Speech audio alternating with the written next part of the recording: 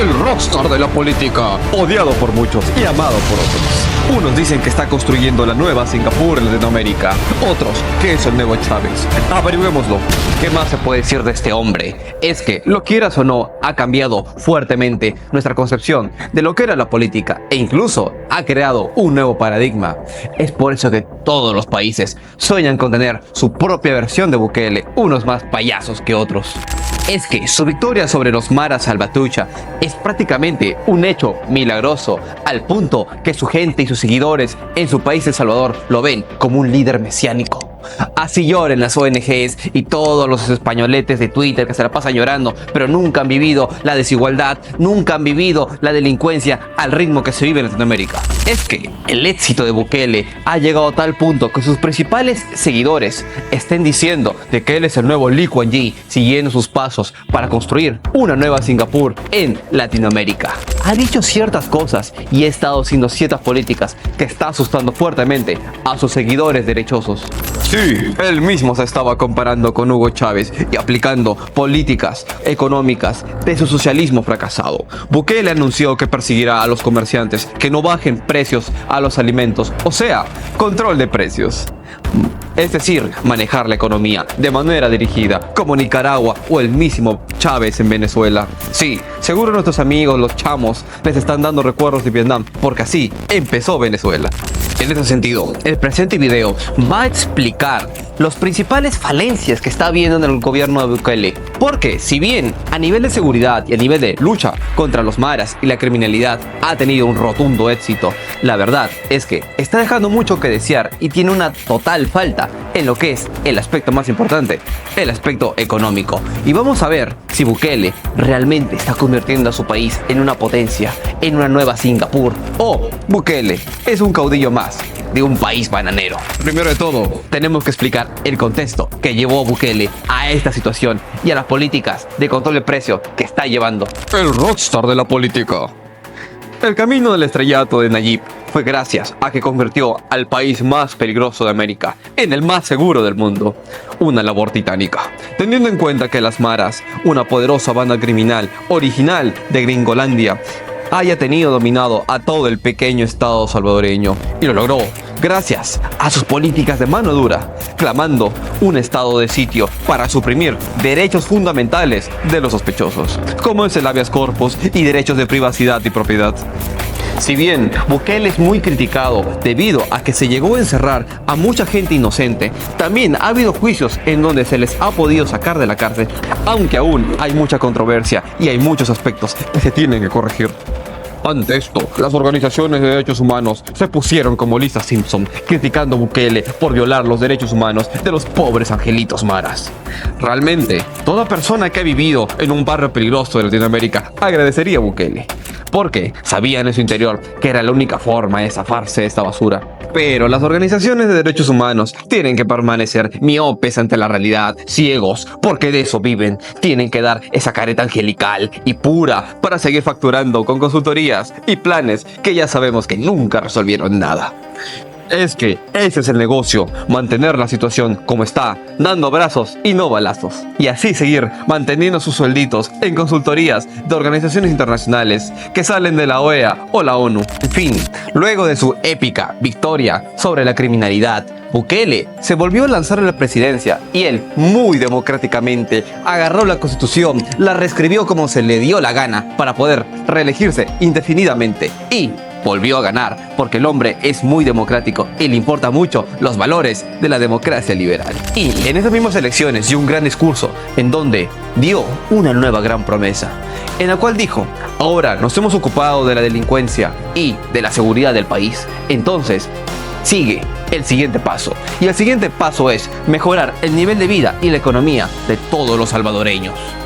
Y es que, en la realidad, a nivel económico y macroeconómico, El Salvador y el gobierno de Bukele han dado mucho que desear. Y es más, ha sido bastante decepcionante. Realmente, su política del Bitcoin no tuvo el efecto querido, y en aspectos macroeconómicos puros, fue decepcionante. En el año 2022, El Salvador solo creció 2.8% y el 2035, 3.5%. Y este año se prevén números similares, es decir, mediocres. Muchos dirán que es normal, porque a nivel mundial, todos los países tercermundistas de Sudamérica padecieron el mismo bajón. Pero, pónganse a pensar. Si quieres realmente que tu país sea potencia y salga de la mediocridad, este tiene que crecer a ritmos de entre 7 a 11% todos los años. Esto es justamente lo que le sucede a todos los países que siguieron el modelo económico de Singapur, tales como Malasia, Vietnam e incluso la China. Ellos siguen el modelo de la innovación. Y las diferencias son palpables. Si comparamos a Vietnam, que sigue este modelo en comparación con El Salvador, mientras que El Salvador literalmente depende de las remesas de su población que vive en Gringolandia, estamos hablando del 20% de su PBI, o sea, más tercermundista que eso no se podía hacer. Es que, a pesar que tiene un creciente sector manufacturero que ocupa el 20% de su economía, El Salvador sigue siendo uno de los países más bananeros por su bajo nivel educativo, que da como resultado que su país aún no se industrializa en sectores de alto valor tecnológico y capital humano.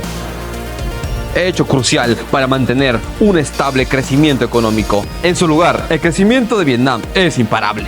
De hecho, va creciendo 7% a más todos los años desde hace 20 años. Es que la economía vietnamita depende enteramente de la industria y tecnología de exportación. Las empresas occidentales invirtieron fuertemente en China, Taiwán, Corea y ahora en Vietnam y Malasia, porque a estos países, gracias a su fuerte inversión en educación, les ofrecían una enorme mano de obra con alta preparación educativa y un salario menor, claro. Pero tampoco hay que ser tan duros. Realmente el señor Bukele está haciendo el intento de mejorar la educación, específicamente a nivel de infraestructuras.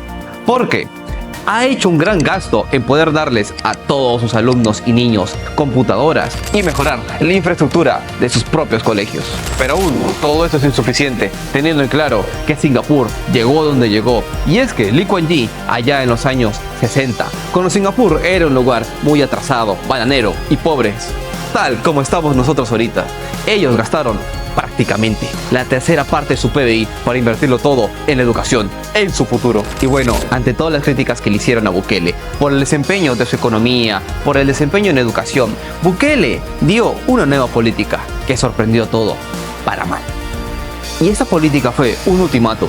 Él, como todo caudillo de un país bananero, dio un fuerte ultimátum en el cual a todos los distribuidores de alimentos y vendedores en puestitos como kioscos o mercados que sigan subiendo los precios, entonces él mismo los va a expropiar o va a hacer algo peor, el control de precios. Vieron esto como un ataque al libre mercado y una forma en que el gobierno tome el control de los precios con intervención directa. Según informes, este movimiento podría ser una manera de culpar a los distribuidores por la escasez continua y los aumentos de precios que enfrenta El Salvador. Todo esto por no invertir suficientes recursos en aumentar la producción agrícola nacional y no ofrecer incentivos adecuados para lograr este objetivo. Sin embargo, a pesar de las múltiples voces explicando este fenómeno, Bukele ha optado por seguir con la intensificación de los llamados mercados de agricultores. Esta es una iniciativa patrocinada por el gobierno.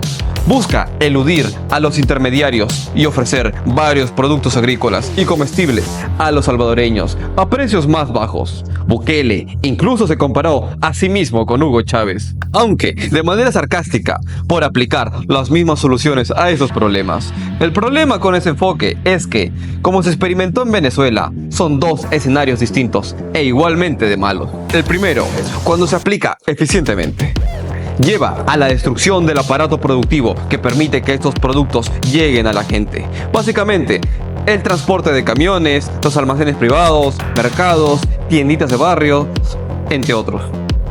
Además, centraliza la distribución de alimentos en manos del gobierno y esto puede llevar a la corrupción, como sucede en Venezuela, donde los más favorecidos con el ejército reciben los mejores jamones. Pero, cuando se aplica de manera ineficiente, crea un mercado secundario para estos productos y escasez derivada de la incapacidad de las tiendas para asignar precios basados a un estudio de la estructura de costos de cada empresa. Es decir, un mercado negro con precios muy fluctuantes que crean escasez y aún más desigualdad social. Así que, es un neto negativo para el país. Se den cuenta los ciudadanos al principio o no. La iniciativa de mercados de agricultores salvadoreños ya está sintiendo la presión del aumento de la demanda. Debido a la promoción de Bukele, están comprando productos a precios más bajos. Lamentablemente, la demanda de productos ha sobrepasado la capacidad del gobierno en muchos casos. Entonces, ahora sí, preguntémonos, ¿Bukele está haciendo la diferencia convirtiendo a su país en Singapur, al igual que lo hizo Lee Kuan Yew? ¿O es un caudillo más de otro país bananero? Es que, en muchos aspectos, Bukele sí hace recordar a Lee Kuan Yew, porque Bukele es un hombre decidido que ha buscado sacar a su país de la misma, lo mismo que hizo Lee Kuan Yew en una simple isla como era Singapur. Lee Kuan Yew fue un hombre, un visionario, el que no respetó ni escuchó ninguna de las decisiones ni recomendaciones que le habían dicho los académicos muy intelectuales y muy inteligentes de Occidente, que le decían que tú vas a desarrollar siempre y cuando solo abras tu mercado, nos hagas caso a todas las organizaciones de derechos humanos, a todas las organizaciones de la ONU y demás. Y con esa fuerte convicción, Lee Kuan Yew destruyó la corrupción y la delincuencia de su país. En aquel momento, Singapur era una isla rodeada de piratas, muy parecida en cómo lo presentan en Piratas del Caribe, y no estaba muy falto de la verdad. Y lo que hizo Lee Kuan Yew, al igual que Bukele, utilizó la mano dura, no solo contra los criminales, sino también contra la corrupción. Algo muy similar a como ha hecho Bukele. Y los dos al mismo tiempo se enfrentaron con toda la prensa occidental que les criticaba por todos los medios y las políticas no ortodoxas que ellos aplicaban. Y era justamente porque las políticas que ellos hacían eran las que funcionaban y no las recomendaciones de académicos salidos de universidades gringas que nada saben cómo funciona el mundo real. Y si bien Bukele ha emulado mucho de ese espíritu de cambio, de fuerte convicción en contra de la criminalidad, en contra del desorden, aún falta mucho por hacer, porque aún no ha aplicado las reformas más importantes para que tu país llegue al desarrollo. Estamos hablando de la educación y la economía. La economía, por ejemplo, tener zonas libres de aranceles en ciudades como fue la mismísima Singapur o China en el caso de Shenzhen, como digo en estos videos de acá. Si bien Bukele está queriendo hacerlo con el caso de la ciudad de Bitcoin City, en donde está tratando de buscar inversionistas extranjeros para que lleguen y construyan industria y empresas, pero seamos sinceros, nadie le está dando bola. Bueno, ante todo hay que desearle suerte y que no caiga en los excesos ni en las falencias de la mediocridad como lo hacen casi todos los caudillos bananeros, desde Hugo Chávez a Perón, a Velasco Alvarado y muchos otros. Y con eso me despido. Este video es corto nomás porque no podemos indagar más en el futuro porque aún no sabemos qué va a pasar. Y tampoco podemos dar un veredicto final si va a terminar siendo Chávez o realmente va a llevar a su país al éxito y al progreso, como fue el caso de Singapur. Aún falta mucho por hacer y les voy a ser sinceros, porque para poder llegar a tal desarrollo no lo vas a hacer en solo un mandato presidencial de 5 años, ni siquiera en 2. Es un proceso largo de 15 años en donde tienes que invertir a largo plazo, como en la educación.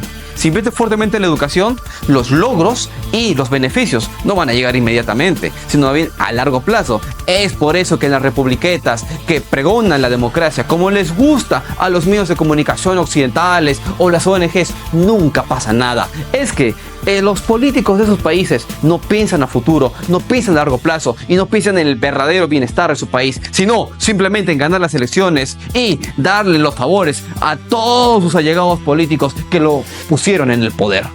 Es decir, full corrupción y nada de verdadero progreso y desarrollo. Y con eso me despido, denle like, comenten mucho, debatan conmigo y sigan compartiendo y sigan visitando el canal porque llegan más cosas.